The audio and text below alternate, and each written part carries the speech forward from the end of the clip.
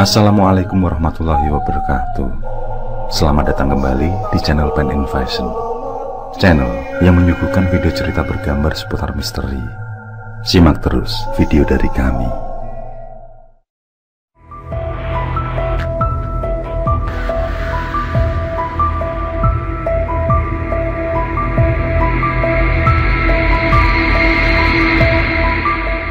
Maut di Ciater, kisah pilu dua sahabat. Bis Trans Putra Fajar yang membawa rombongan siswa SMK Lingga Kencana, Depok, mengalami kecelakaan maut di Jalan Raya Kampung Palasari, Desa Palasari, Kecamatan Ciater, Kabupaten Subang, Jawa Barat. Diketahui, bis hendak pulang setelah merayakan perpisahan di salah satu tempat wisata di wilayah Bandung. Tri, penjaga sekolah SMK Lingga Kencana yang juga merupakan salah satu penumpang bis, mengungkapkan, kendaraan yang berangkat pada acara perpisahan wisuda kelas 7 tersebut sebanyak 3 bis pada 10 Mei 2024. Dari jumlah tersebut, 1 bis mengalami kecelakaan. Insiden ini menyebabkan 11 orang meninggal dunia. Dalam kecelakaan itu, bis pariwisata berplat nomor AD 7524OG itu terguling ketika melintas dari arah Bandung menuju Subang. Ketika melewati jalan menurun, bis tiba-tiba oleng ke kanan hingga menyeberangi jalur berlawanan sampai menabrak kendaraan minibus jenis Verosa dengan nomor D1455FCD. Setelah menabrak kendaraan yang ada di jalur berlawanan, lalu bis terguling dengan kondisi miring. Posisi ban kiri berada di atas. Kemudian, bis sampai tergelincir hingga menghantam 3 sepeda motor yang terparkir di bahu jalan. Bis baru terhenti setelah menabrak tiang yang ada di bahu jalan arah Subang menuju Bandung, tepatnya di depan Masjid As-Sa'dah. Para penumpang dilaporkan ada yang sampai berserakan di jalanan. Petugas yang datang ke lokasi langsung melakukan evakuasi para korban dan membawa ke puskesmas dan rumah sakit terdekat. Korban yang merupakan penumpang bis terdiri dari 61 orang. 10 korban dinyatakan meninggal dunia, 12 orang mengalami luka bakar, dan 21 orang mengalami luka ringan yang dibawa ke RSUD Subang. Kemudian 3 orang korban luka ringan ada yang dibawa ke Rumah Sakit Harmoni, dan 11 korban luka ringan lainnya dibawa ke Rumah Sakit Palasari. 1 orang warga lokal pengemudi Honda Beat dinyatakan meninggal dunia dan berada di RSUD Subang. Sedangkan 1 orang penumpang Honda Beat mengalami luka bakar di Rumah Sakit Harmoni.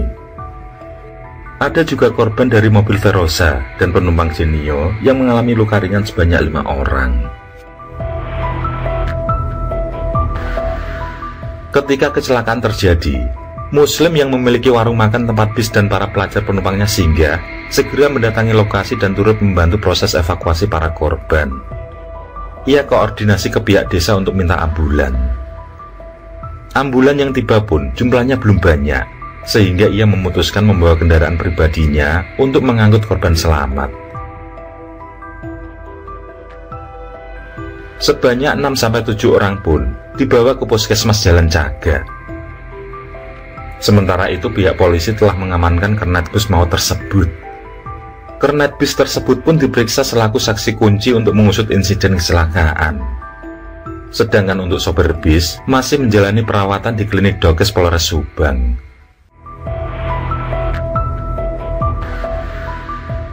Sadira, selaku sopir bis tersebut mengaku sudah merasakan ada permasalahan pada rem kendaraan sebelum terjadi insiden kecelakaan. Ia juga mengklaim dirinya sempat meminta montir untuk mengecek dan memperbaiki rem saat sedang beristirahat di rumah makan. Menurutnya, perjalanan baru dilanjutkan usai montir memastikan keadaan rem sudah kembali layak untuk jalan. Namun, saat bis memasuki jalan menurun di kawasan Ciater, rem kembali bermasalah. Sadira menyebut saat itu angin rem telah habis sehingga menyebabkan kondisi rem blong. Sadira mengaku saat itu ia mencoba mencari jalur penyelamat atau alternatif di sekitar lokasi. Akan tetapi, tidak ada jalur kosong yang bisa digunakan untuk mengurangi kecepatan. Akhirnya ia pun inisiatif banting kanan, karena kalau diteruskan, maka otomatis banyak mobil yang habis. Di sisi lain, saat dalam penyelidikan, Dinas Perhubungan Kabupaten Wonogiri, Jawa Tengah membeberkan jika bis maut tersebut masih berstatus sebagai bis antar kota dalam provinsi (AKDP). Kepala Dinas Perhubungan Kabupaten Wonogiri, Waluyo, mengatakan jika kaitan dengan kewenangannya adalah ujikir. Dari dokumen, ujikir berakhir pada Desember 2023. Tidak hanya itu, Waluyo mengatakan bis dengan nama Transputra Jakarta nomor polisi AD 7524 OG tersebut dinyatakan terlambat ujikir. Seharusnya ujikir dilakukan secara berkala setiap 6 bulan sekali. Ia mengatakan untuk ujikir meliputi uji umum, yakni kelayaan dan uji administrasi. Selain itu, Waluyo juga membeberkan berdasarkan dengan dokumen bis tersebut, awalnya bernama Jaya Guna HG.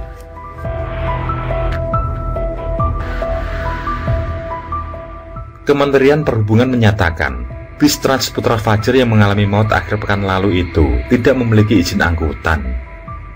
Ini berdasarkan pelacakan yang dilakukan Kementerian Perhubungan di aplikasi Mitra Darat. Selain tidak memiliki izin angkutan, status lulus uji berkala bis tersebut juga sudah berakhir pada 6 Desember lalu. Terkait hal itu, Kementerian Perhubungan menyerahkan pada pihak kepolisian. Pasalnya, PO bis yang tetap mengoperasikan kendaraannya meskipun tidak punya izin telah melakukan tindakan pidana yang menurut UU nomor 22 tahun 2009 tentang lalu lintas dan angkutan jalan. Pasal 310 menyebutkan, setiap pengemudi yang karena kelalaiannya mengakibatkan kecelakaan dan terdapat orang meninggal dunia dikenakan sanksi pidana, penjara paling lama 6 tahun atau denda paling banyak 12 juta.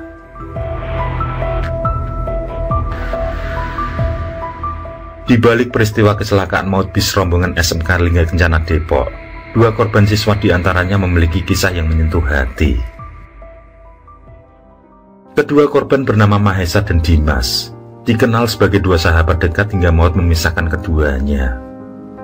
Mahesa dan Dimas kabarnya bukan berasal dari keluarga berada, sehingga perlu mencari tambahan uang saku saat acara study tour di teater.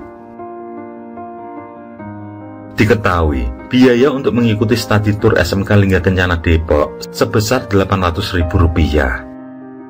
Keterangan ibu mendiang Dimas Aditya disebutkan jika Dimas dan temannya Mahesa sempat menjadi kuli angkut pasir demi mendapatkan uang untuk mengikuti acara study tour yang diadakan sekolah. Hal itu kabarnya diungkap oleh bibi Dimas bernama Maria di sela-sela prosesi pemakaman mendiang. Maria menyebutkan jika Dimas telah mendapat surat kelulusan, sangat bahagia lantaran bisa segera melamar kerja dan membantu perekonomian keluarga. Namun sayang, acara study tour yang diikuti Dimas menjadi hari naas, di mana ia berpulang dengan sahabatnya Mahesa. Sejumlah warganet menyebut jika kondisi 2 sahabat itu berpelukan ketika ditemukan di TKP kecelakaan. Insiden kecelakaan maut ini bukan kali pertama terjadi. Sebelumnya, sudah cukup banyak kecelakaan yang terjadi di kawasan Ciater, Subang, Jawa Barat. Pengamat tata kota dan transportasi Universitas Trisakti, Yayat Supriyatna mengatakan, Jalan Raya Subang Bandung di Ciater termasuk ke dalam daerah rawan kecelakaan. Pasalnya banyak kecelakaan terjadi di jalur tersebut dan menelan korban lebih dari 50 orang. Karena seringnya kecelakaan di jalur ini, Yayat pun meminta Kementerian Perhubungan untuk menyediakan rambu-rambu lalu lintas dan jalur penyelamatan antisipasi remblong. Catatan kecelakaan selama 12 tahun terakhir, total korban meninggal dunia akibat kecelakaan di kawasan tersebut mencapai 52 orang dan masih bisa bertambah. Di lokasi yang sama, pada Juni 2014, sebanyak 9 orang menjadi korban ketika bis pariwisata menabrak mobil dari arah berlawanan. Bis tersebut juga berisi rombongan pelajar dari Jakarta.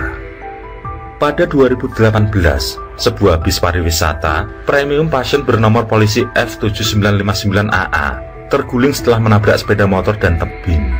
Akibatnya, 27 penumpang yang merupakan bagian rombongan anggota dan pengurus koperasi simpan pinjam Permata, Ciputat, Kota Tangerang Selatan, Banten, meninggal dunia.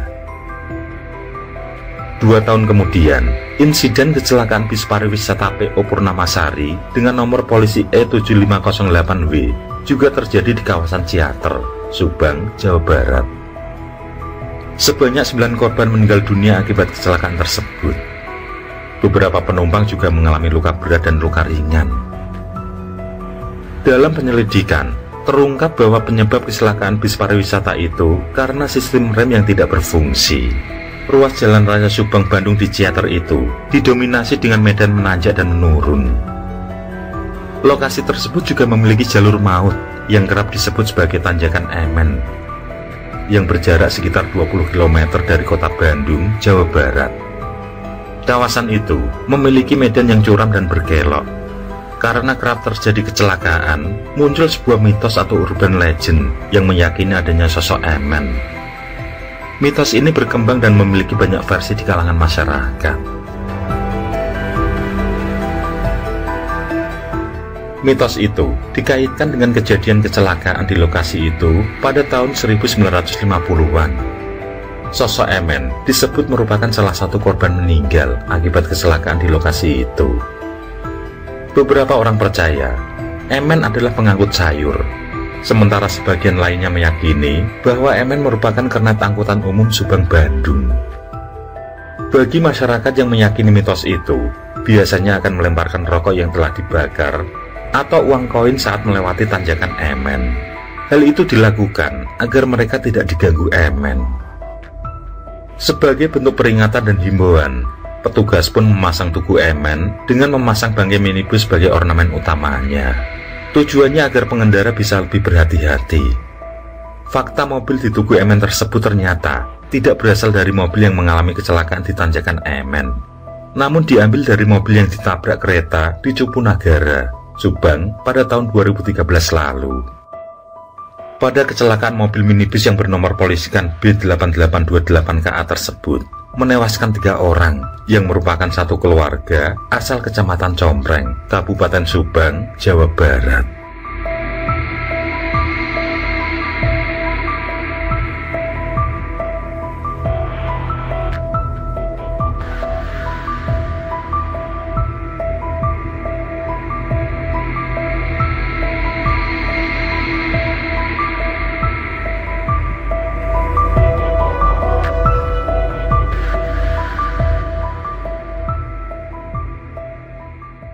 Oke, terima kasih.